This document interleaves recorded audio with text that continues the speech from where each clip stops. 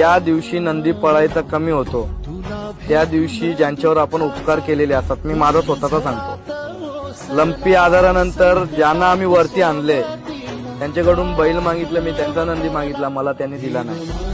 त्यांनी सांगितलं 2 मैदान बघू कसा पळतोय काय पळतोय, मग पुढच्या मैदानाला आम्ही तुम्हाला आमचा बैल देऊ. मग मी बोललो तुमचा बैलच नको, काय तुमचा बैलच नको. मग मी माझ्या मित्राला फोन केला, पिंटू भाऊ मोडक, मला बैल पाहिजे. मी 5-6 जणांना फोन केला, बैलासाठी नाकारलाय आपल्याला.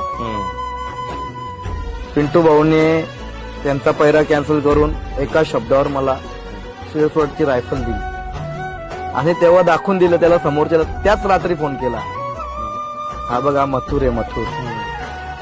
तिथं वडकीचं एक चांगलं पारितोषिक घेतलं हिंद केसरी. त्याच मैदानाला मी बोललो.